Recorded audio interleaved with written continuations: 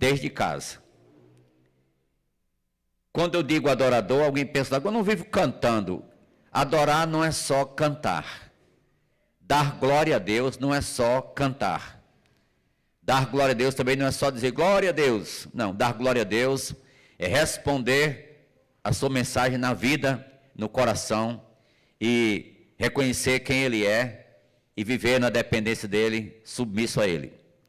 Então, isso é dar glória a Deus. Você lembra lá no Antigo Testamento que Acã fez isso? Acã, Josué mandou ele dar glória a Deus, confessando a verdade, se bem que ele morreu em seguida, mas deu glória a Deus. Então, os 10 mandamentos, eu vou procurar ser breve, mas passarei não com pressa nessa coletânea dos 10 mandamentos.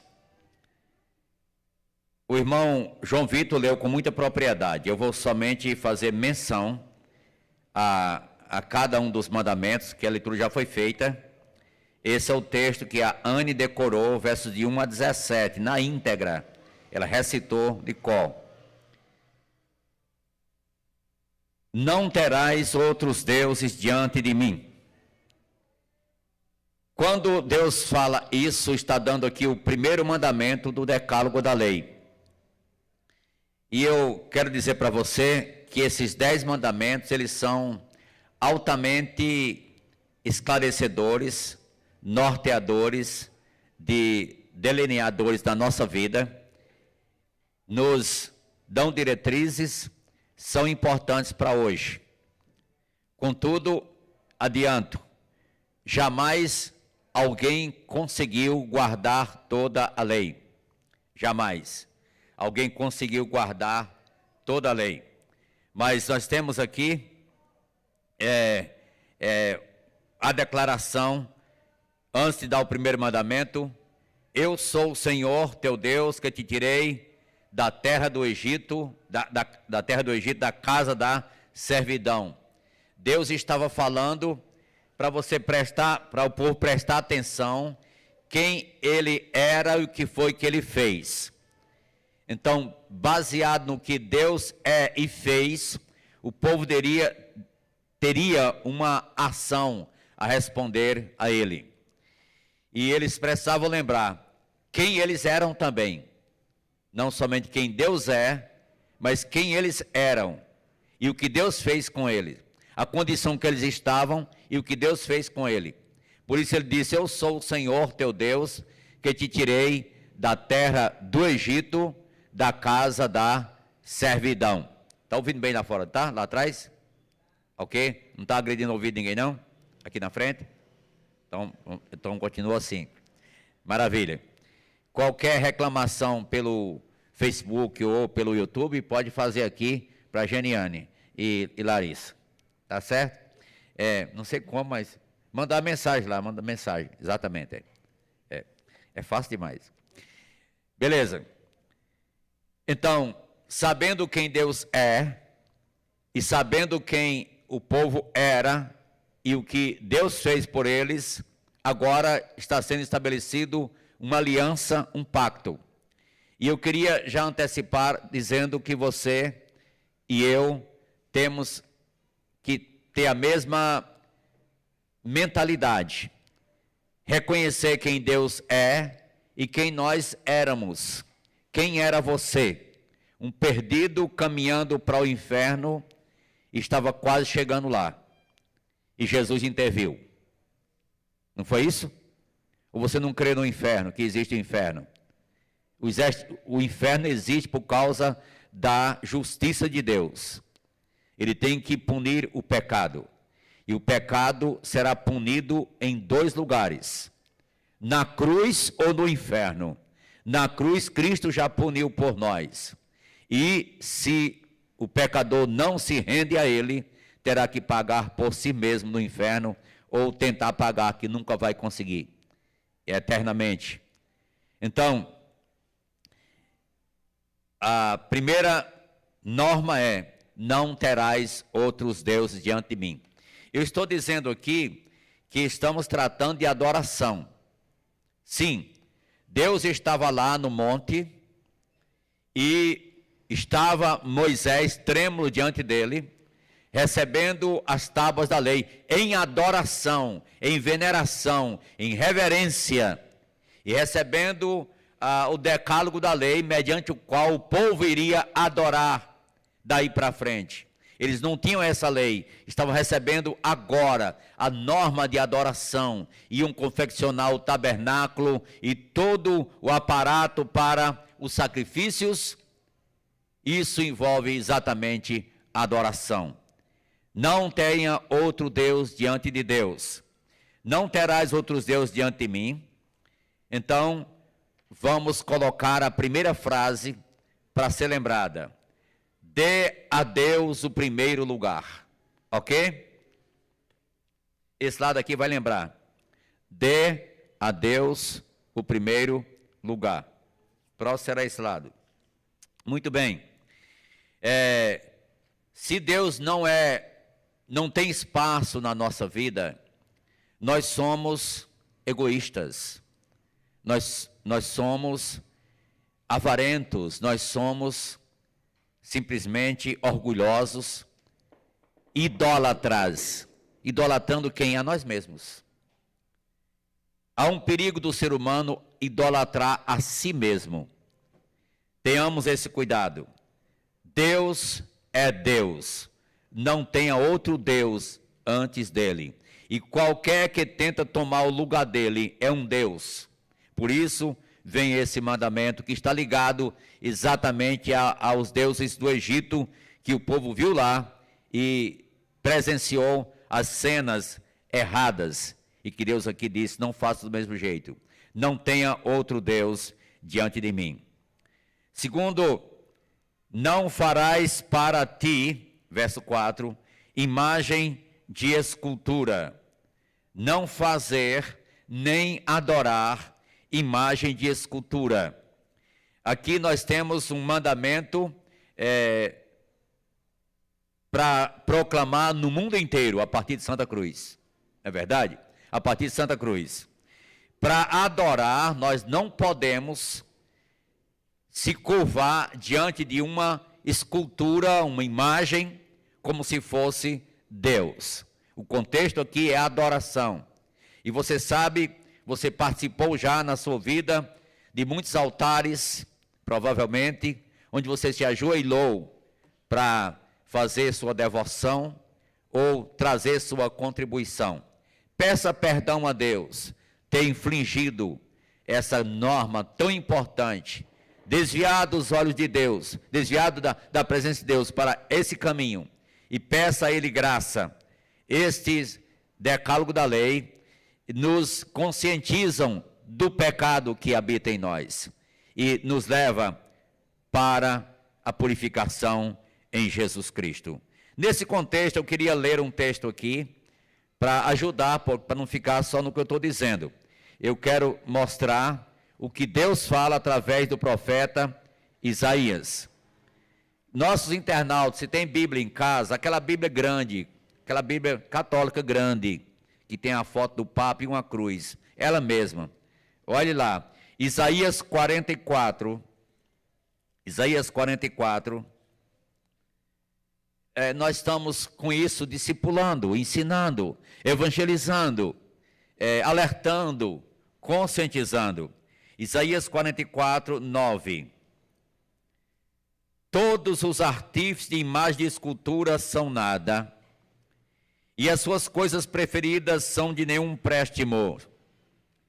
Eles mesmos são testemunhas de que elas nada veem nem entendem, para que eles sejam confundidos. 10. Quem formaria um Deus, com D minúsculo, ou fundiria uma imagem de escultura que é de nenhum préstimo? Eis que todos os seus seguidores ficariam confundidos, pois os mesmos artífices não passam de homens. Ajuntem-se todos e se apresentem, espantem-se e sejam a uma envergonhados. Já se vê muito isso, vergonha nesse caso. 12. O ferreiro faz um machado, trabalha nas brasas, forma um ídolo a martelo e forja-o com a força do seu braço. Ele tem fome e a sua força falta, não bebe água e desfalece. O artífice em madeira, falar em água, ninguém trouxe um alguém, não foi? Né? O artífice em madeira estende o cordel e com o lápis esboça uma imagem, alisa-a com plânia, marca com compasso e faz a semelhança e beleza de um homem que possa morar em sua casa. Um homem corta para si cedros, toma um cipreste ou um carvalho, fazendo escolha entre as árvores do bosque, planta um pinheiro e a chuva o faz crescer. Tais árvores servem ao homem para queimar, com parte de sua madeira se aquenta e coze o pão, também faz um Deus, com D minúsculo, e se prostra diante dele, esculpe uma imagem e se ajoelha diante dela. Metade queima no fogo, e com ela coze carne para comer, assa e farta-se também, se aquenta e diz, já me aquento, contemplo a luz. Então do resto, faz o quê? Faz um Deus, com D minúsculo, uma imagem de escultura, ajoelha-se diante dela, prostra-se e lhe dirige a sua oração, dizendo, livra-me porque tu és meu Deus. Nada sabem, verso 18, nem entendem, porque se lhes grudaram os olhos, para que não vejam, e o seu coração já não pode entender. Nenhum deles cai em si, já não há conhecimento, nem compreensão, para dizer, metade queimei cozi pão sobre as suas brasas, assei sobre elas carne e a comi, e faria eu do resto uma abominação? Ajoelhar-me-ia eu diante de um pedaço de árvore? Tal homem se apacenta de cinza, o seu coração enganado, iludido, de maneira que não pode livrar a sua alma, nem dizer, não é mentira aquilo em que confio? Li até o verso 20. Sem comentário, não é necessário, não entendeu até aqui, não entenderá mais. Então, clareza na palavra de Deus. Amém? Está claro para você? Está muito claro para mim. Não tomarás o nome do Senhor teu Deus em vão. Aqui tratando do contexto da adoração, lembra que nos púlpitos das igrejas, nos auditórios das igrejas, é o lugar onde mais é mencionado o nome de Deus, nos cânticos, nas pregações, nas participações e quem sabe até em brincadeiras. Não tomarás o nome do Senhor teu Deus em vão. Muita gente ousa fazer uma afirmação que traz uma aparente vantagem para si, em detrimento da verdade, porque quer usar o nome de Deus para colher vantagem, desonestidade e profanando o santo nome de Deus. Quantas aberrações em nosso país, em nosso Brasil, acontece, e infelizmente, grande parte, em nome da fé, em nome de Deus, colocando o nome de Deus em vão, porque estão misturando, não respeitam o nome do soberano, não respeitam o nome de Deus. Temos de ter cuidado para não profanar as coisas santas e haver clara distinção entre o santo e o profano, cada coisa em seu lugar. Lembra-te, nesse contexto de não tomarás o nome do Senhor teu Deus em vão, vamos lembrar a frase, trate Deus com respeito, esse lado aqui, trate Deus com respeito. Qual é o lado aqui? Primeira frase, dê a Deus em primeiro lugar. E a terceira, trate Deus com respeito. E a segunda, volta para cá, adore Deus verdadeiramente. Adore Deus verdadeiramente. Jesus disse que os adoradores o adoram em espírito e em verdade. Amém? Bem, volta para cá agora. lembra-te do dia de sábado para o santificar. Vou já adiantar a frase. Dedique a Deus o seu dia. Amém? Certo, irmã? Dedique a Deus o seu dia. Muito bem. Nesse contexto, você lembra que em Hebreus 9, verso de número 25, está escrito: não deixemos de congregar-nos, como é costume de alguns. Antes façamos as demonstrações, e tanto mais quanto vede que o dia se aproxima. Deixar de congregar é demonstração de falta de interesse para com a igreja, para com o trabalho, para com a adoração, para com o culto, para com a palavra, para com a edificação, para com a instrução e para com os próprios irmãos.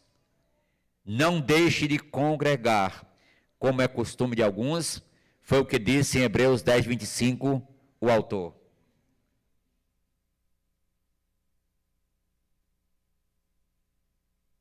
Primeira carta aos Coríntios, capítulo número 16, nesse contexto da adoração, porque na igreja é o lugar onde coletivamente se adora. Você pode adorar em casa, mas na igreja coletivamente, junto aos irmãos, a gente vem adorar a Deus e se edificar na sua palavra, ser instruído e também instruir uns aos outros, mutuamente.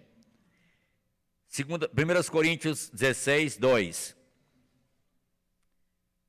No contexto da adoração, no primeiro dia da semana, cada um de vós põe de parte em casa conforme a sua prosperidade e vá juntando para que se não façam coletas quando eu for. Aqui tratava-se do contexto missionário e São Paulo orientando os irmãos a organizar suas coletas no domingo.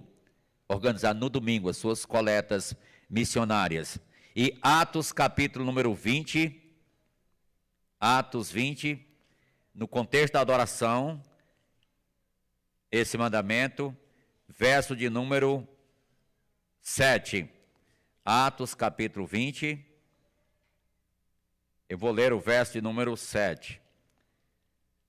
Você veja aí como tem uma relação clara.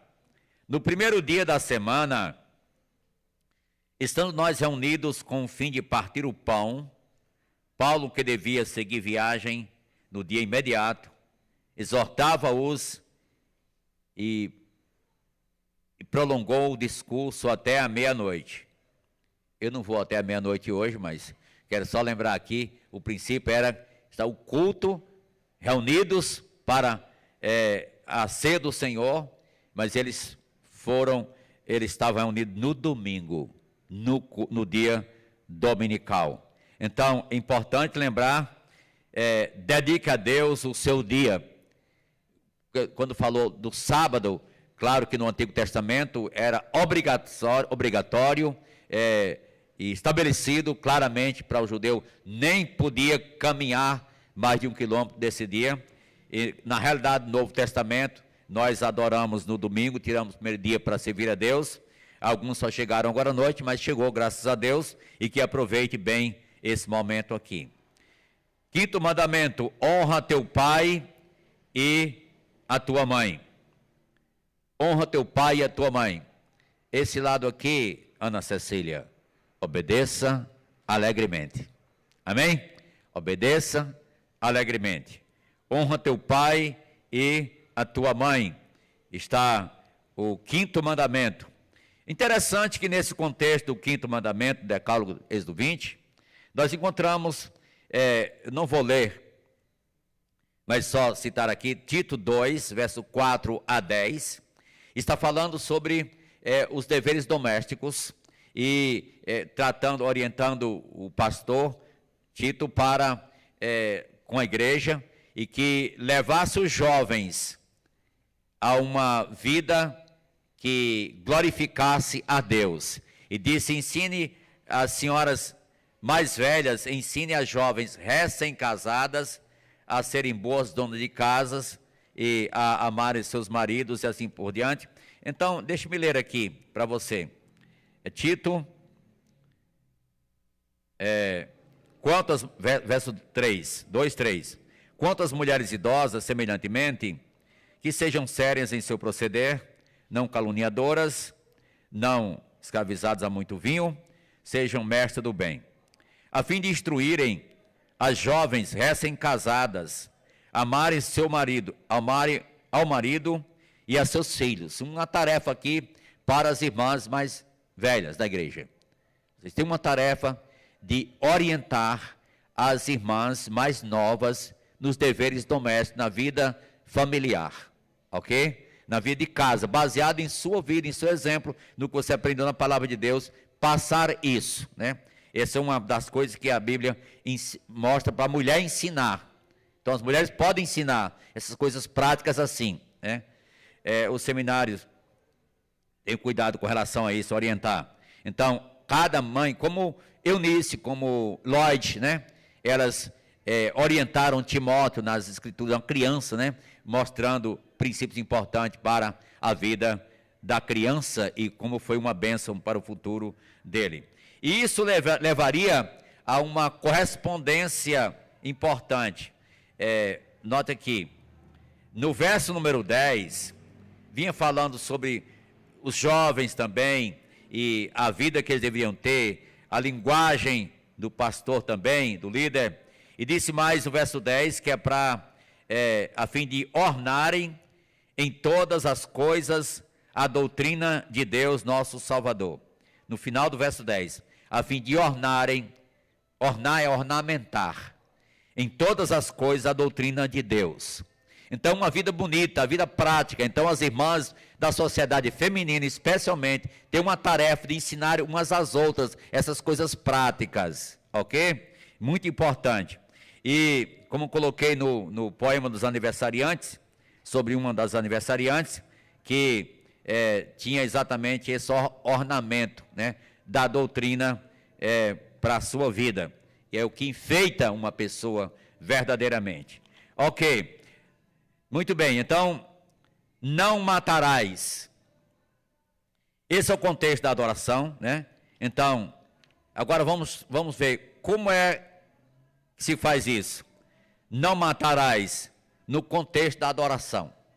No contexto da honra pai e mãe, a gente viu aí. Mas no contexto da adoração, como é que se vê isso? Não matarás. Lembra as palavras de Jesus no Sermão do Monte? Eu volto para Mateus 5, Sermão do Monte, e vejo o contexto da adoração aqui, em Mateus 5. O mandamento não matarás no contexto da adoração. Versículo de número, Mateus 5, verso de número 21. Ouviste que foi dito aos antigos, não matarás. Jesus citando aqui. E quem matar estará sujeito ao julgamento. Eu, porém, vos digo que todo aquele que sem motivo se irá contra o seu irmão, estará sujeito a julgamento. E quem proferir um insulto a seu irmão, estará sujeito ao julgamento do tribunal. E quem lhe chamar tolo, estará sujeito ao inferno de fogo. Olha o contexto da adoração. Se, pois, ao trazeres ao altar a tua oferta, ali te lembrares que teu irmão tem alguma coisa contra ti, deixa perante o altar a tua oferta, vai primeiro e reconcilia-te com teu irmão, e então, voltando, faz a tua oferta. Então, aqui está mostrando o contexto da adoração, nesse princípio do mandamento de não matar, Diz que só se irá já seria o suficiente. Então, mostrando aqui, esse texto valoriza a igreja local, valoriza a comunidade dos irmãos. Então, se alguém está contra a igreja, agindo contra, precisa reconhecer isso. Precisa reconhecer. Não dá para fazer qualquer coisa sem corrigir o que está errado. Não dá. É importante tomar os passos certos, ordem nessas coisas. Mas vamos lá. 1 João capítulo número 3, vai nos dar consciência no verso 15, que aquele que odeia seu irmão é assassino. Olha aí, não matarás. Só odiar a um irmão é assassino. Como é que a pessoa vai odiar a igreja, vai odiar os irmãos. Não dá para odiar. Não deve. Então seria uma pessoa se caracterizando como um coração sem Cristo. Então vamos lembrar esse princípio no contexto da adoração. Sétimo mandamento. Mas vamos logo ver aqui as duas frases, né? Repetir aí do honra teu pai e tua mãe, Qual é a mesma, Ana Cecília? Obedeça alegremente. Não matarás. Desse lado aqui, como Deus avalia a vida. Como Deus avalia a vida. Então, Deus avalia a vida de uma forma muito séria, não é? Muito séria, nos ensinando. Sétimo mandamento, não adulterarás. Não adulterarás. Deixe-me colocar aqui esse princípio, já a frase, mantenha-se puro. Desse lado aqui, né? Mantenha-se puro. Disse, não adulterarás. Bem, sabemos que existem várias formas disso acontecer, né? Aqui tratando da pureza pessoal, mas pode aplicar em áreas diversas até. Até porque a Bíblia fala sobre o adultério espiritual, que é a idolatria. Fala sobre isso também. Sabemos que o adultério é um pouco diferente do que se trata lá em Apocalipse, prostituição, mas uma coisa liga também a outra. Olha Apocalipse capítulo 2, Apocalipse 2. E você vê lá no capítulo 17 e 18, a Babilônia, a mãe das meretrizes, das abominações da terra. Ali a prostituição espiritual. E aqui em Apocalipse capítulo número 2, Apocalipse 2, é a carta à igreja a Tiatira, verso de número 21. 20 e 21. Tenho, porém, contra ti o tolerares que essa mulher, Jezabel, que a si mesma se declara profetiza, não somente ensine, mas ainda seduz a meus servos a praticarem a prostituição e a comerem coisas sacrificadas aos ídolos. Dei-lhe tempo para que se arrependesse. Ela, todavia, não quer arrepender-se da sua prostituição. Aí disse as consequências que viria em seguida. Mas aqui está mostrando o âmbito espiritual da igreja, o que estava acontecendo.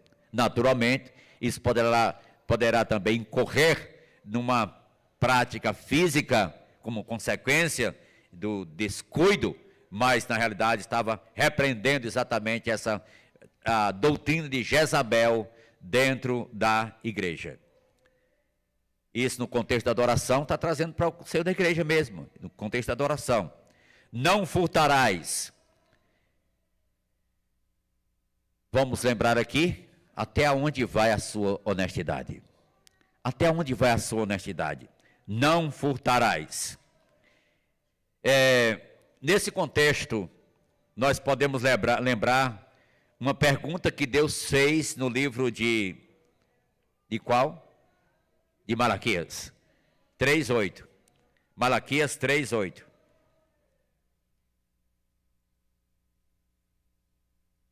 Roubará o homem a Deus?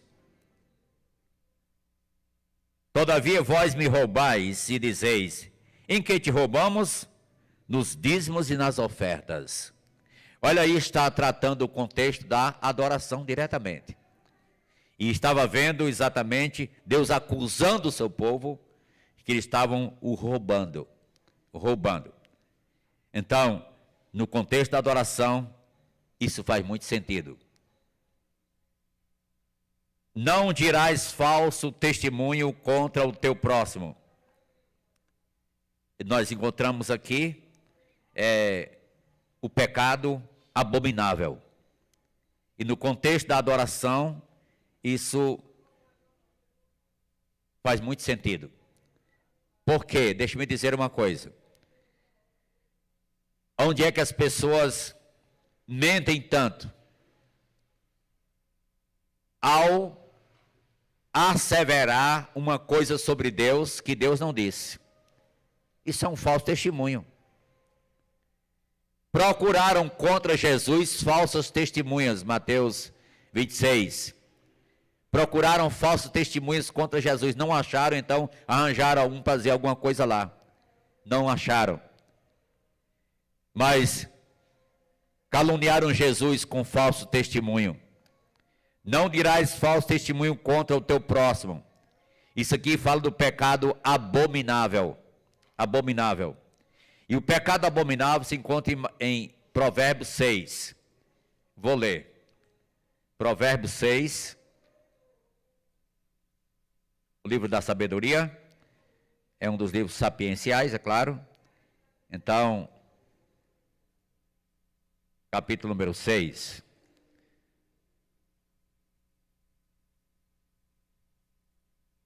Eu vou ler o verso de número 16. Provérbios capítulo 6. E a página está muito colada aqui. Mas eu olhei na outra Bíblia, não tinha aberto essa, abri na outra. Ok. Provérbios 6, a partir do 12, olha aqui. O homem de Belial, ou seja, o homem de Satanás, Belial é o diabo. O homem vil é o que anda com perversidade na boca. Acena com os olhos, arranha com os pés e faz sinais com os dedos. Judas fez mais ou menos assim. Judas. 14. No seu coração há perversidade. Todo o tempo maquina o mal. Anda semeando o quê? Contendas. Pelo que a sua destruição virá repentinamente, subitamente será quebrantado sem que haja cura. Agora, presta atenção, verso 16, que eu disse que ia ler. 6 coisas o Senhor aborrece. 6 coisas. Presta atenção quais são. A sétima a sua alma abomina. Olhos altivos, língua mentirosa, mãos que derramam sangue inocente, coração que trama projetos iníquos, pés que se apressam a correr para o mal, testemunha falsa que profere mentiras, e o último, o que semeia contenda entre irmãos. Então, por isso, a frase, o pecado abominável. O contexto aqui de igreja, estamos aplicando. Ali era de coletividade antes da igreja, mas aqui o contexto da igreja, o contexto da adoração. Então, Provérbios fica muito claro. Algo sobre esse ponto, que esse mandamento, que é o penúltimo mandamento, né? Que está o não dirás falso testemunho contra o teu próximo. Ao ensinar, ao aconselhar, tem que se ter cuidado para não dar um falso testemunho. Deus repreendeu os amigos de Jó. Por que Deus repreendeu os amigos de Jó? Vocês não falaram a verdade sobre mim, como meu servo Jó disse. Vocês não falaram a verdade. Então é muito importante, ao se pregar a palavra, falar o que está, o que Deus diz, e não o que as pessoas pensam ou acham. E o último, não cobiçarás. Não cobiçarás. E a pergunta com a frase é: cobiça ou contentamento? É um contraste, não é? É um contraste. Cobiça ou contentamento? Hebreus 13:5, seja a vossa vida sem avareza. Contentai-vos com as coisas que tendes, porque ele tem dito, nunca te deixarei, nunca, jamais te abandonarei. Hebreus 13:5. Por isso, cobiça ou contentamento. Agora, nesse contexto, eu quero lembrar uma ação aí do livro de Josué. Eu citei até no início, e eu quero lembrar isso porque na conquista da terra prometida, então, depois de Jericó, tinha uma cidade cujo nome era... Posso lembrar, não é? Aí. E teve derrota do povo de Deus em Aí. Uma cidade pequena. Uma cidade pequena. Aí foi enviado apenas poucos soldados para não cansar o povo, que não precisava tanta gente se desgastar com uma cidade insignificante. O quê? Chegou gente correndo, morreu soldado em rojão, e lá vai.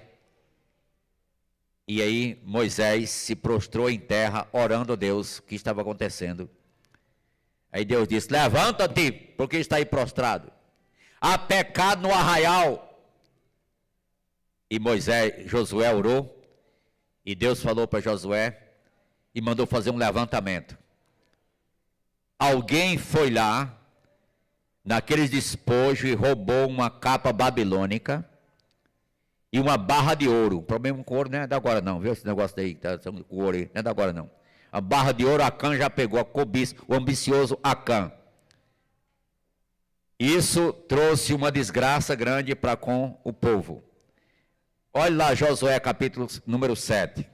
Josué 7. A consequência disso. A consequência. Josué, capítulo número 6, é a conquista de Jericó. E 7 está tratando exatamente desse incidente na cidade de Aí. Verso 20. Josué 7, 20. Respondeu Acã a Josué, porque Deus mandou fazer um levantamento e orar, e levou certo tempo. Aí descobriram que Josué tinha roubado, mas não sabia como, então ele tinha que ser perguntado. Foi perguntado. Respondeu Acã a Josué e disse: verdadeiramente pequei contra o Senhor, Deus de Israel, e fiz assim e assim. Olha aí. No verso número 19, Josué tinha dito: então disse Josué a Acã: filho meu, dá glória ao Senhor, Deus de Israel, e ele rendei louvores. Declara-me agora o que fizeste, não me ocultes. Dar glória a Deus é falar a verdade, não mentir, como alguns pensam de mentir depois de uma glória a Deus. Aí, prosseguindo aí, você veja o verso de número 24 e 25. Resultado aí. Verso 24 e 25. Então Josué e todo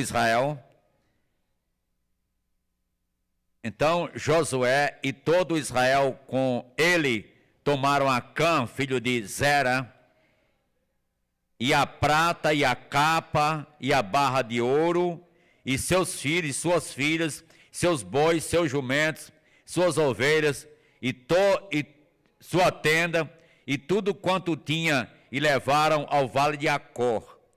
Disse Josué: porque nos conturbaste, o Senhor hoje te conturbará. E todo Israel o apedrejou, e depois de apedrejá-lo, queimou-os, e levantou sobre eles um montão de pedras, e assim vai.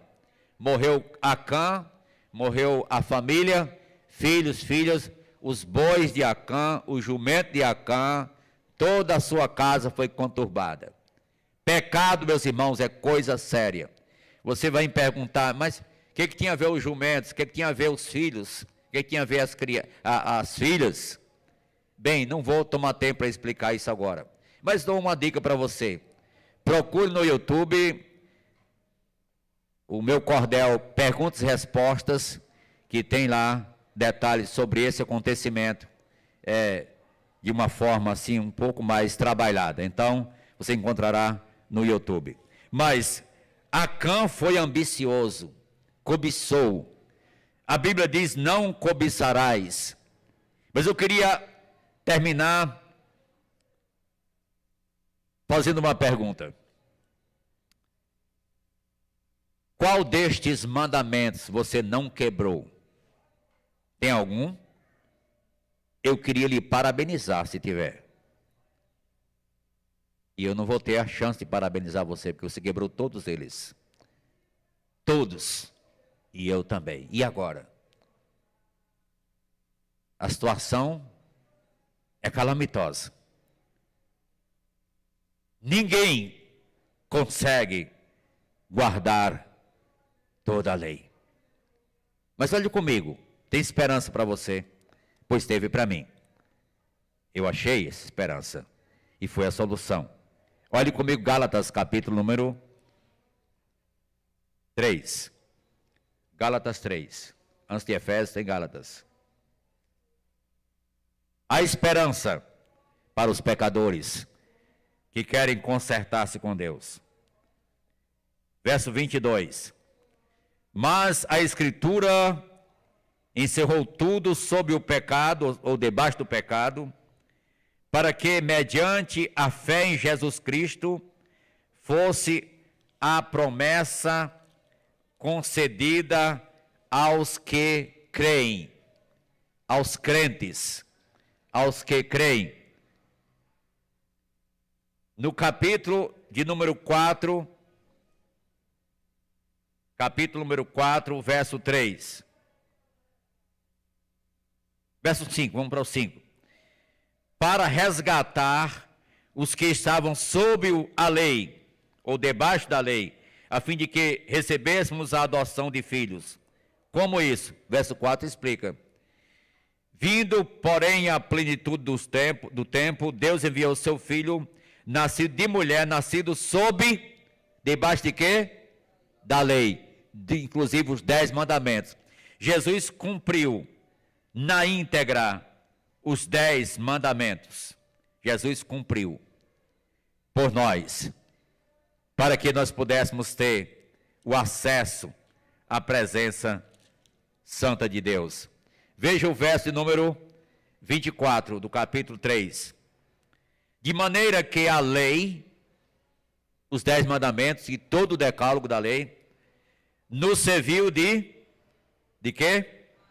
Aio, um tutor, para nos conduzir a Cristo, a fim de que fôssemos justificados por fé. A lei nos serviu de aio para nos conduzir a Cristo. Nós fomos levados a Cristo através de reconhecer quão pecadores somos e como precisamos da graça de Deus. E essa lei, mostrando claramente, não significa que você vai quebrar esses mandamentos deliberadamente. Você vai procurar obedecer por conhecer que já foi pago por ti e receber Cristo na vida e no coração. Aí sim, tem um novo potencial para ver para a glória de Deus. Mas não é por lei que você vai se justificar. É pela graça, mediante a fé em Jesus. Contudo, não perde a validade prática de pautar a nossa vida, mas para salvação, pela fé em Cristo, que fomos levados por esse espelho que mostra quem somos e mostra também o que Deus é e faz e nos leva ao seu Filho